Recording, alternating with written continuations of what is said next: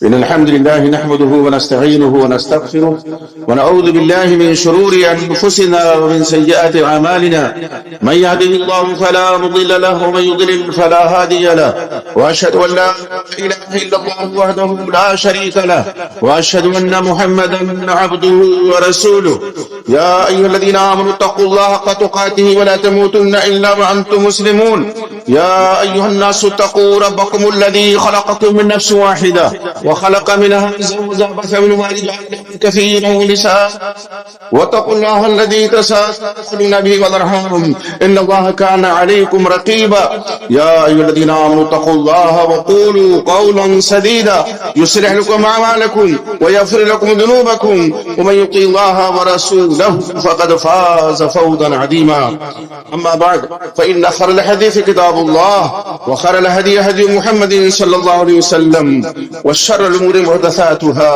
وكل محدثة بدعة وكل بدعة ضلالة وكل ضلالة في النار وأعوذ بالله السميع العليم من الشيطان الرجيم بسم الله الرحمن الرحيم اليوم أكملت لكم دينكم وأتممت عليكم نعمتي ورضيت لكم الإسلام دينا وقال النبي صلى الله عليه وسلم من أحدث في أمرنا هذا ما ليس منه فهو رد كما قال عليه الصلاة والسلام. اللہ رب العزت کی تعریف و توصیف اور امام الانبیاء سید الاولین والآخرین امام آدم محمد رسول اللہ صلی اللہ علیہ وسلم پر بے شمار درود و سلام کے بعد ہم اور ہم یہ بات اچھی طرح جانتے ہیں کہ جس دین کے ہم پیروکار ہیں دین اسلام وہ اللہ کا نازل کردہ دین ہے، اللہ رب العزت کا پسندیدہ دین ہے. اللہ تعالیٰ نے قرآن مجید میں فرمایا ان الدین عند اللہ الاسلام، بے شک دین حقیقی اگر کوئی ہے اللہ کے نزدیک تو وہ اسلام ہے.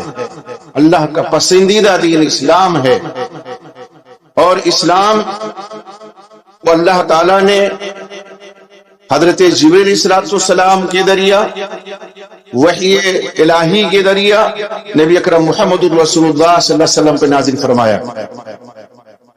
تو آپ یوں سمجھیں کہ قرآن اور حدیث یہ دونوں وحی ہیں. قرآن وحی مطلوع یا وحی جلی ہے، حدیث وحی غیر مطلوع یا وحی خفی ہے. یہ ہی دونوں اسلام ہیں. تو اسلام اللہ کا نازل کردہ دین ہے، اور اسلام کی تکمیل اللہ تعالیٰ نے نبی اکرم محمد رسول اللہ صلی اللہ علیہ وسلم اور آپ کی امت پہ فرما دی ہے. اس میں نہ اب کمی ہو سکتی ہے نہ اس میں زیادتی ہو سکتی ہے. جو دین اسلام میں کمی کرے گا وہ بھی مجرم ہے، اور جو اس میں زیادتی کرے گا، اضافہ کرے گا، دین کے نام پر کوئی عمل کرے گا یا کوئی بات کہے گا جو دین کا حصہ نہیں ہے، کتاب و سنت سے ثابت نہیں، صحابہ کرام رضوان اللہ علیہم اجمعین سے ثابت نہیں، تو وہ بھی مجرم ہے. تو اسلام انتہائی صاف ستھرا دین، اللہ کا نازل کردہ دین ہے. اس میں نہ کمی ہو سکتی ہے اور نہ زیادتی ہو سکتی ہے. اسی لیے اللہ تعالیٰ نے سورہ مائدہ میں فرمایا الیوم اکملت لکم دینکم، آج کے دن میں نے تمہارے اوپر تمہارے دین کو مکمل کر دیا. واتممت علیکم نعمتی، اپنی نعمت میں نے تمہارے اوپر پوری کر دی. ورضیت لکم الاسلام دینا، اور میں تمہارے لیے راضی ہوا، میں نے پسند کیا بحیثیت تمہارے اسلام کو پسند کیا، اسلام سے راضی ہوا. امام دار الہجرہ امام مالک رحمۃ اللہ علیہ، جن کے بارے میں امام شافعی فرماتے ہیں لا یفتح مالک فی المدینہ، جب تک مدینے میں امام مالک حیات ہیں کوئی فتویٰ نہیں دے سکتا ہے.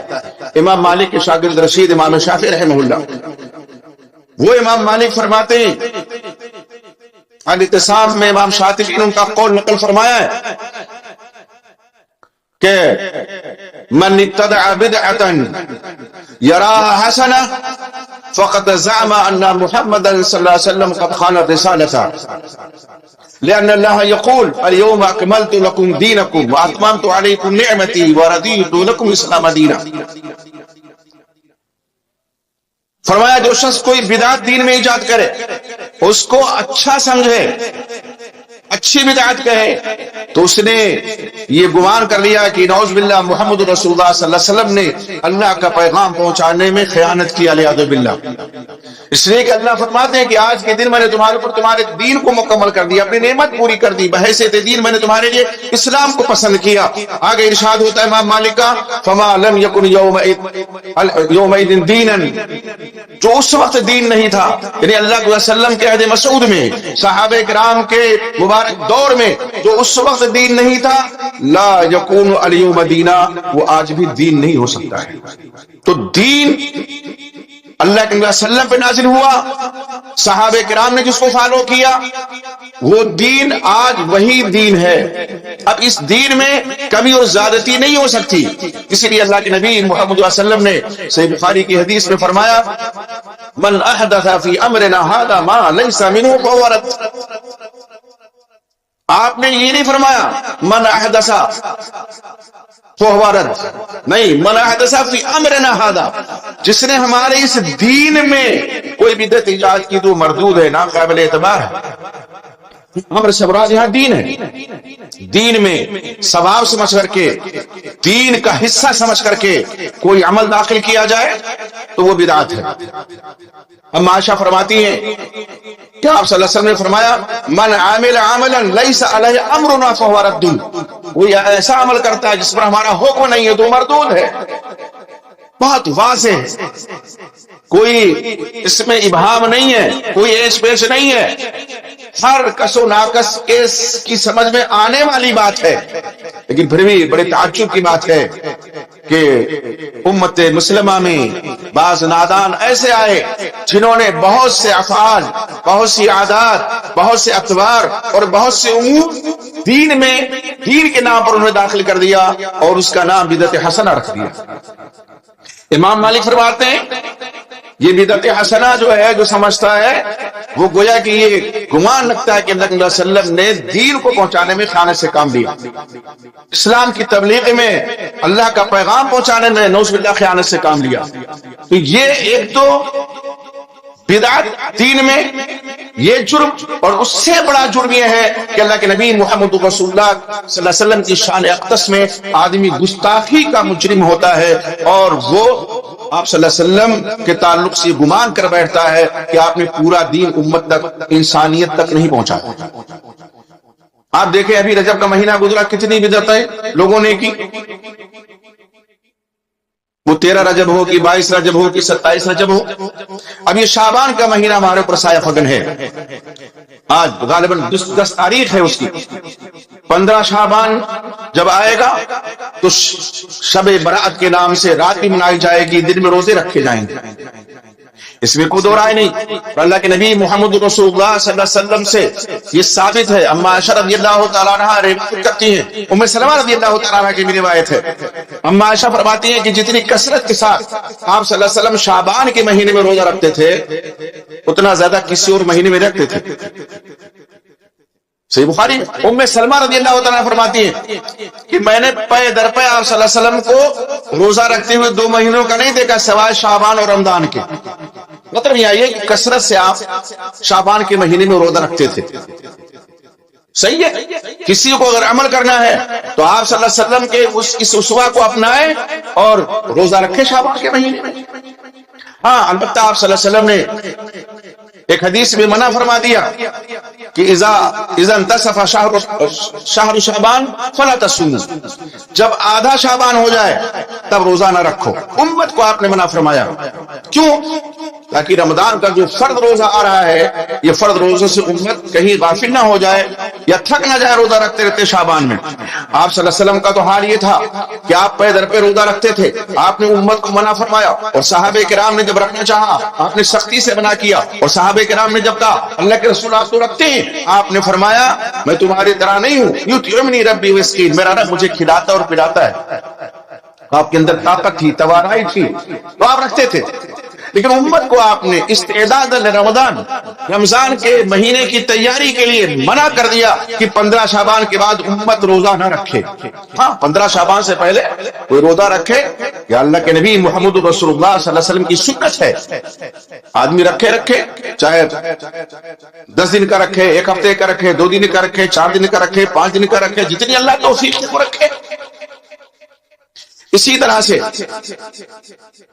15 شعبان کی رات میں ایک روایت آتی ہے جو قابل استدلال ہے کہ جب 15 شعبان کی رات آتی ہے تو اللہ تعالیٰ سب کی بخشش کرتے ہیں سوائے مشرک اور مشاہین کے، کینہ پرور کے، مشرک کے علاوہ سب کی بخشش کرتے ہیں۔ اب یہ حدیث کیا کہتی ہے کہ شرک کے قریب نہیں جانا چاہیے، کسی مومن بھائی کے تعلق سے اپنے دل میں کینہ، کپٹ اور بغض و حسد نہیں رکھنا چاہیے۔ کینہ کپٹ سے پورا سینہ، پورا دل بھرا ہوا ہے، شرک میں پورا وجود لت پت ہے، اور اس رات میں بناوٹی عبادتیں لوگوں نے ایجاد کر دی، اور نام بھی رکھا شب برات۔ یہ جو شب برات ہے یہ لفظ ہی کہہ رہا ہے کہ یہ وہاں سے نہیں آیا ہے جہاں سے اسلام پھیلا ہے، سب فارسی کا لفظ ہے، اور برات یہ عربی ہے۔ شب برات، شب مانے رات، اور برات کا معنی کیا ہے؟ بیزاری۔ سورہ توبہ جس کو سورۃ البرات کہتے ہیں اس کی ابتدا ہی ہوتی ہے برات من اللہ و رسولہ۔ مشرکین سے بیزاری کا اعلان کرنے کا حکم ہے اس آیت میں اللہ اس کے رسول کی جانب سے۔ تو برات کے معنی بیزاری کے ہوتے ہیں۔ شب برات کے معنی کیا ہوں گے؟ بیزاری کی رات۔ برات کا معنی ایک لوگ لیتے ہیں آزادی کی رات۔ اگر یہ آزادی کی رات ہوتی تو 5ویں صدی ہجری تک جتنی کتابیں لکھی گئی، جتنی کتابیں، وہ چاہے فقہ میں ہو، چاہے حدیث میں ہو، کسی بھی اس میں جو عربی کتابیں لکھی گئی، لیلۃ البراء کا لفظ نہیں ملتا ہے۔ کیا مطلب اس کا؟ لیلہ مانے رات، شب کے مانے رات، لیلہ یہ لیلۃ عربی کا لفظ ہے، برات بھی عربی ہے، تو اس کا ذکر ملنا چاہیے نا۔ ہاں نصف شعبان کا ذکر ملتا ہے، آدھے شعبان کا ذکر ملتا ہے۔ اگر یہ رات واقعی کوئی ایسی اہمیت اس کی ہوتی کہ رات میں شب بیداری ہو اور چراغاں ہو قبرستان میں، اور یہ عقیدہ رکھا جائے کہ روحیں آتی ہیں، اور دن میں روزہ رکھا جائے، تو اس کا ذکر ہوتا لیلۃ البراءت کے نام سے کہ نہیں ہوتا؟ جتنی روایتیں دن میں روزہ رکھنے کے تعلق سے، رات میں قیام اللیل کے تعلق سے، ذکر و عبادت کے تعلق سے آتی ہے، کوئی ایک روایت صحیح نہیں ہے۔ ایک روایت حضرت علی رضی اللہ عنہ کی جانب منسوخ کی جاتی ہے۔ حضرت علی رضی اللہ عنہ کی جانب کیا کہ آپ صلی اللہ علیہ وسلم فرمایا کہ جب 15 شعبان آ جائے تو قوموا لیلہا وصوموا نہارہا، رات میں قیام کرو اور دن میں روزہ رکھو۔ موضوع روایت ہے۔ آپ موضوعات پر مسلم جو کتابیں ہیں، العلی المسموعہ ہے، تنزیہ الشریعہ ہے، الموضوعات الکبریٰ ہے، جتنی کتابیں ہیں اس میں آپ کو یہ روایت ملے گی اس وضاحت کے ساتھ، یا تو حد درجہ ضعیف ہے، اور بعض راوی اس میں جو مجہول ہیں، بعض ایسے ہیں جو ثقہ راویوں سے موضوع روایتیں بیان کرتے تھے، گھڑی ہوئی روایتیں۔ روزہ رکھیں 15 شعبان تک، کوئی بات نہیں ہے، ایک دن چھوڑ کر کے، لیکن یہ جو رسمیں ایجاد کی گئی ہیں اور نام جو رکھا گیا شب برات، بیزاری کی رات، بیزاری کس سے؟ اور اسی سے آپ سن لیں، اسی سے لفظ تبرہ بھی ہے۔ یہ جو تبرہ بازی روافظ کرتے ہیں، صحابہ کرام رضی اللہ عنہم اجمعین کو جو گالیاں دیتے ہیں، یہ برات ہی سے نکلا ہے۔ دونوں کا مادہ ایک ہی ہے، تبرہ اور برات۔ تو سب تبرہ ان کا شیوا ہے، تو برات وہیں سے یہ چیز آئی ہے۔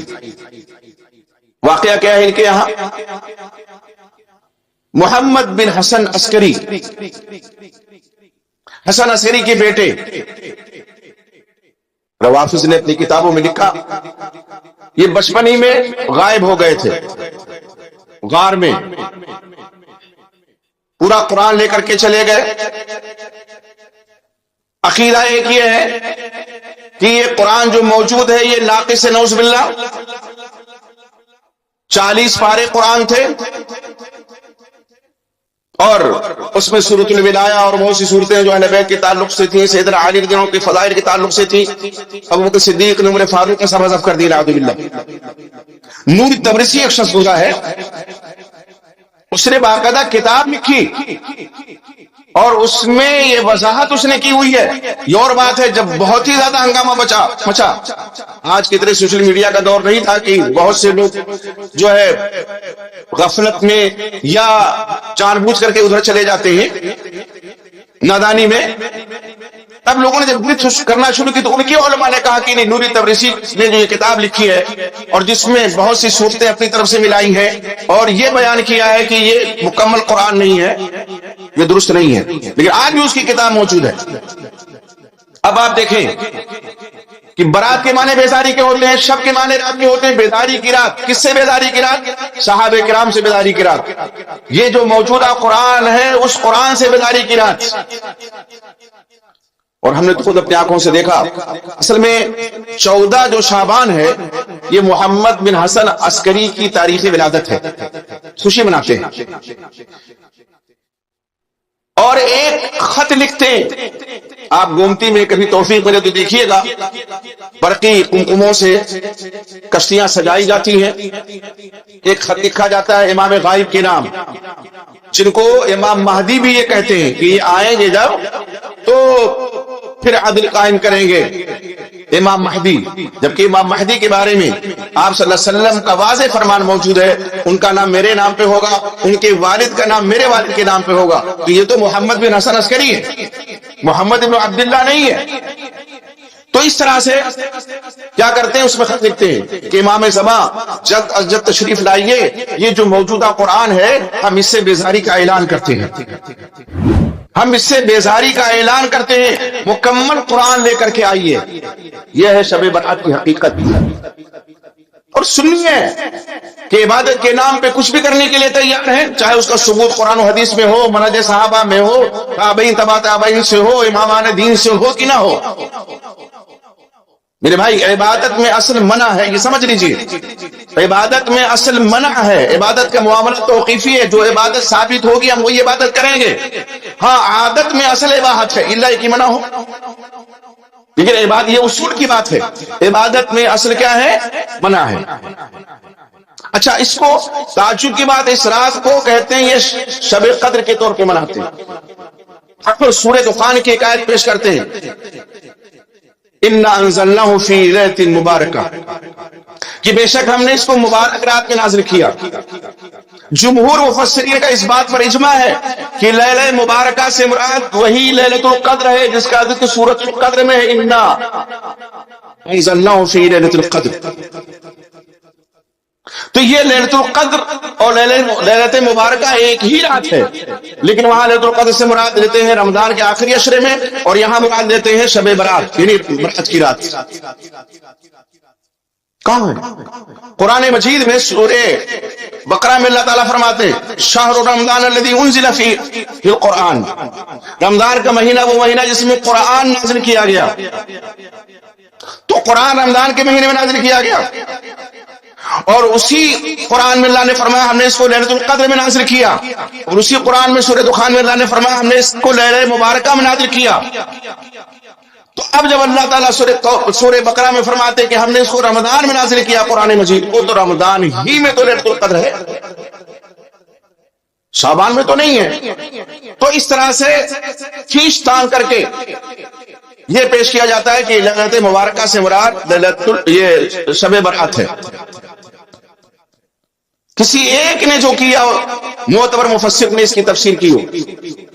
تو اس طرح سے بدعتوں کے جو رسیہ ہیں یا جو ایجاد کرنے والے ہیں اور ایجاد لوگ کر کے چلے گئے اور اس پر جو عمل کرنے والے ہیں، ان کو اپنے انجام کی فکر کرنی چاہیے۔ کوئی بھی عمل قابل قبول نہیں ہے، ایک بدعت آتی ہے تو کئی سنتیں رخصت ہو جاتی ہیں۔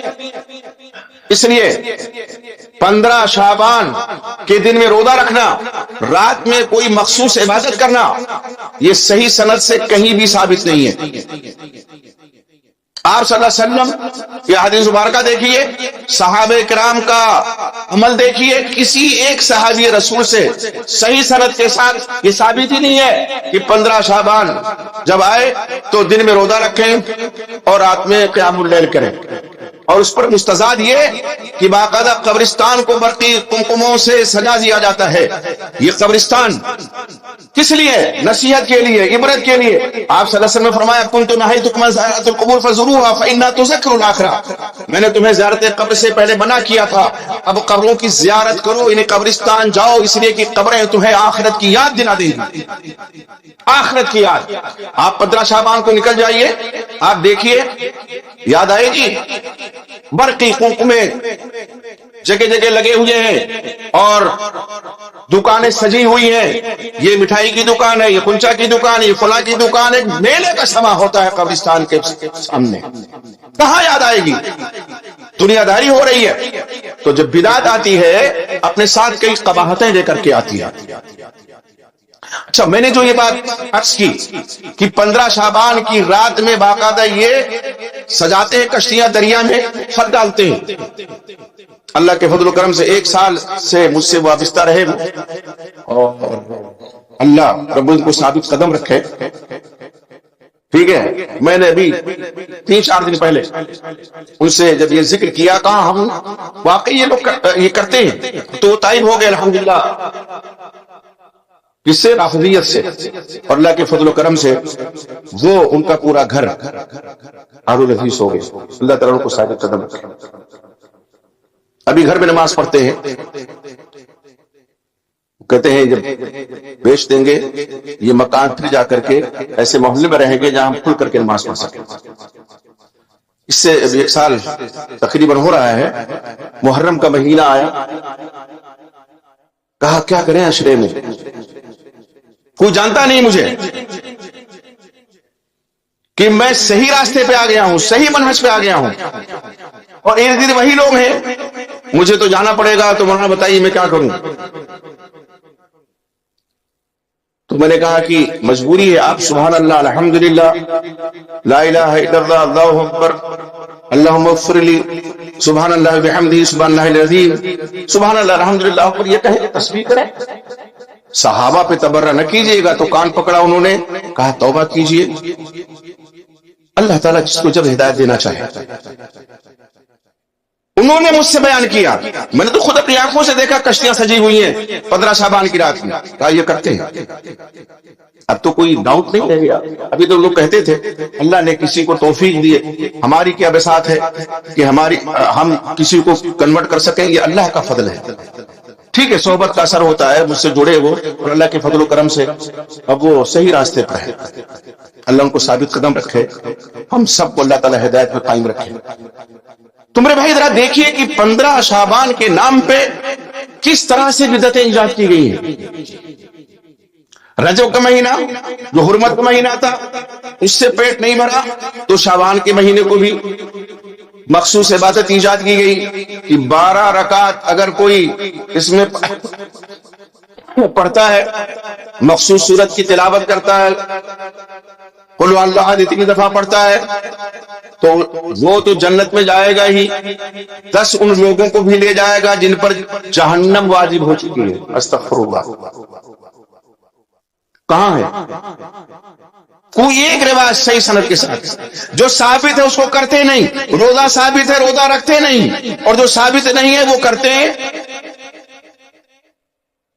یہ کون سا دین ہے؟ دین تو وہی ہے جو اللہ نے نازل فرمایا آپ صلی اللہ علیہ وسلم کے قلب اطہر پہ، حضرت جبریل امین کے ذریعہ سے، وحی الہی کے ذریعہ سے۔ دین وہ ہے جس پر صحابہ کرام نے عمل کیا۔ دین وہ ہے کہ اللہ کے نبی محمد الرسول اللہ صلی اللہ علیہ وسلم نے جس کو کہہ دیا کرو اس کو صحابہ نے کیا، اور جس سے منع کر دیا مت کرو اس سے رک گئے۔ اور بدعت کا کوئی وجود نہیں دین میں، بدعت حسنہ کے نام پر۔ اچھا عجیب مسئلہ ہے، ہر خطیب خطبے میں کیا کہتا ہے؟ ان کل محدثۃ بدعہ وکل بدعۃ ضلالہ۔ حضرت جابر بن عبداللہ کی روایت بھی ہے رضی اللہ عنہ، بے شک ہر نئی چیز دین میں بدعت ہے اور ہر بدعت گمراہی ہے۔ کل بدعہ تو اصطلاحی جو بدعت ہے وہ کیا ہے کہ دین میں ثواب سمجھ کر کے دین کے نام پر کوئی چیز ایجاد کی جائے. اور اسی لیے آپ صلی اللہ علیہ وسلم نے فرمایا من احدث فی امرنا ھذا، واضح ہو گیا نا، فی امرنا ھذا. امر کیا ہے؟ دین ہی تو ہے. دین میں آج لوگ کہتے ہیں، ایک صاحب تقریر کرنے لگے، کہنے لگے کہ یہ بہت بدعت گرٹ لگاتے ہیں، تو ہم کہتے ہیں ان کا وجود بھی بدعت ہے. یہ بھی تو نہیں، تم بھی تو نہیں تھے اللہ کے رسول کے زمانے میں. اچھی مسئلہ ہے، اور لوگ اس پہ نعرے بازی بھی کرتے ہیں. کیا ہے یہ دین ہے. ایجادات جو ہیں ان کو استعمال کرتے ہیں، یہ دین کا حصہ ہے. ایک آدمی اگر موٹر کار پہ نہیں چلتا ہے تو اس کے دین میں کوئی کمی آ گئی. ایک آدمی اگر موٹر سائیکل پہ نہیں چلتا اس کے دین میں کوئی کمی آ گئی. ایک آدمی دور دراز کا سفر کرتا ہے اور بغیر ہوائی جہاز کے نہیں چل سکتا اور نہیں گیا، وہ مشقت اس نے اٹھائی تو کوئی دین میں کمی آ گئی، یا گیا اس سے تو دین میں زیادتی ہو گئی. فی امرنا ھذا، اس پر غور کرنے کی ضرورت ہے. آپ نے فرمایا من احدث فی امرنا ھذا ما لیس منہ، منہ میں حکم امر کی جانب، جو دین کا حصہ نہیں ہے وہ بدعت ہے. ہمارا آپ کا وجود بدعت نہیں، یہ ایجادات بدعت، یہ لغوی بدعت ہے. بدیع السماوات والارض، ہندی کہتے ہیں اللہ رب العزت ہے، آسمان و زمین پہلے نہیں تھے، ان کو اللہ نے وجود بخشا.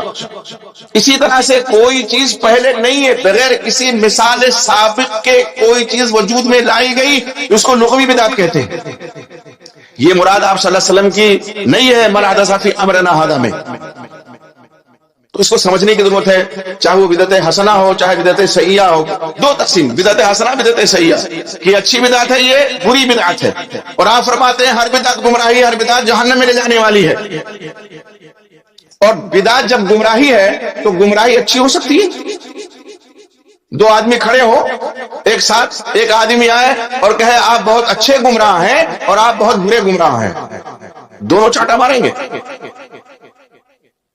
ارے بھیا تو دونوں کو گمراہ ہو، یہ اچھا کیا ہے؟ یہ اچھا گمراہ، یہ برا گمراہ. گندگی کے دو ڈھیر لگے ہیں، ایک آدمی کہ اچھی گندگی ہے، یہ بری گندگی ہے. گندگی تو گندگی ہے، اس میں اچھائی برائی کیا ہے؟ ہاں کسی میں کم ہوگی کسی میں زیادہ ہوگی، یہ بات ہو سکتی ہے، لیکن اچھا کہنا کسی گندگی کو، گناہ کو اچھا کہنا، یہ تو بڑی جرأت و جسارت کی بات ہے. اس لیے میرے بھائی، یہ جو اللہ نے روز و شب بنائے ہیں، ہمیں اللہ رب العزت اور نبی اکرم محمد رسول اللہ صلی اللہ علیہ وسلم کے فرمان کے مطابق یہ روز و شب گزارنا چاہیے. یہ رات و دن آتے جاتے رہیں گے. ہماری زندگی میں کتنے شعبان ابھی آئیں گے، کتنے گزر گئے، کتنے رجب آئیں گے، کتنے گزر گئے. اگر ہم میں سے کسی نے بدعتوں پر عمل کیا ہے تو آج توبہ کر لیں، توبہ کا دروازہ کھلا ہوا ہے. اور آئندہ یہ عہد کر لیں کہ ہم بدعتوں کے قریب نہیں جائیں گے. عمل کرنے کے لیے کیا جو قرآن و حدیث میں اور صحابہ کرام کے منہج میں اعمال ہے وہ کم ہے کیا؟ لوگ نماز نہیں پڑھتے، پرواہ ہی نہیں ہے، ذرہ برابر پرواہ نہیں ہے، نماز سے غافل ہے، پرواہ نہیں ہے، لیکن شعبان میں جاگیں گے ضرور. اس لیے کہ جنت تو الاٹ ہو رہی ہے، اس لیے کہ جو 10 لوگ جن پر جہنم واجب ہو چکے ہیں ان کی بخشش ہو رہی ہے، اس لیے کہ اس کا نام شب برات رکھ دیا گیا، آزادی کی رات، تو جہنم سے آزاد. اللہ سے دعا کیجئے کہ اللہ رب العزت تمام بدعات و خرافات سے ہم سب کو معمول محفوظ رکھے. یہ دین اللہ کا نازل کردہ دین ہے، اور جس طرح سے دین اللہ کے نبی محمد رسول اللہ صلی اللہ علیہ وسلم کے عہد مسعود میں تھا اسی طرح سے آج بھی ہے، اور قیامت کی صبح تک وہ دین اسی طرح سے رہے گا. نہ قرآن میں کوئی تبدیلی ہو سکتی ہے، نہ دین میں کوئی تبدیلی ہو سکتی ہے. اللہ کے نبی محمد رسول اللہ صلی اللہ علیہ وسلم کے جو صحیح فرامین ہیں اس میں بھی کوئی تبدیلی نہیں ہو سکتی ہے. اس لیے ہمیں چاہیے کہ ہم کتاب و سنت پر عمل کریں، منہج صحابہ پہ چلیں، اور صحابہ کرام کو برا بلا کہنے والوں سے دوری بنائیں. ہاں ان کو دعوت دیں، تبلیغ کریں. بے شک حق بات پہنچانا یہ ہم سب کی ذمہ داری ہے، لیکن حکمت کے ساتھ، موعظت حسنہ کے ساتھ، جیسا کہ اللہ رب العزت نے قرآن مجید میں حکم دیا ہے، بغیر لڑائی کے، بغیر دنگا و فساد کے، بغیر بلا برا کے ہوئے. اللہ تعالیٰ ہم میں وہ بھائی جو گمراہ ہیں اللہ ان کو راہ ہدایت نصیب فرمائے. ہم سب کو اللہ تعالیٰ ہدایت پہ قائم رکھے. اللہ ہم تیرے عاجز و ذمہ بندے ہیں، گنہگار ہیں، سیاہ کار ہیں، لیکن میرے مولا تیرے دل سے وابستہ ہیں۔ اللہ ہمارے گناہوں کو معاف فرما، ہماری لاشوں کو معاف فرما، ہماری خطاؤں کو معاف فرما۔ اللہ رب العزت ہمیں جو بیماروں کو شفا عطا فرما، ہمارے وہ بھائی جو قرض دار ہیں اللہ کوئی آسان سی سبیل پیدا فرما دے، ان کا قرض دور ہو جائے۔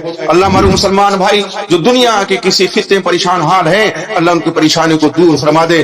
اللہ رب العزت یہ وطن ہمارا پیارا وطن ہے، اس وطن سے ہمیں فطری محبت ہے، اللہ ہمیں اپنے اس وطن میں امن و امان کی زندگی عطا فرما، ہماری عزت و آبرو کی حفاظت فرما، ہماری جان ہمارے مال کی حفاظت فرما۔ اللہ ہم سب کو ظالموں کے ظلم و ستم سے معمول محفوظ فرما دے، اللہ ہم سب کو ظالموں کے ظلم و ستم سے معمول محفوظ فرما دے۔ اللهم انا نجعلك في نحورهم ونعوذ بك من شرورهم، اللهم انا نجعلك في نحورهم ونعوذ بك من شرورهم، اللهم انا نجعلك في نحورهم ونعوذ بك من شرورهم۔ اللہ جس طرح تو نے اکٹھا کیا اللہ توفیق عطا فرما، تیری رضا پا کر کے ہم جنت میں اکٹھا رہیں۔ ہم جب اس دنیا سے جانے لگے تو ہم سب کے لبوں پہ اشہد ان لا الہ الا اللہ واشہد ان محمدا عبدہ ورسولہ جاری ہو، آمین۔ تقبل بارک اللہ۔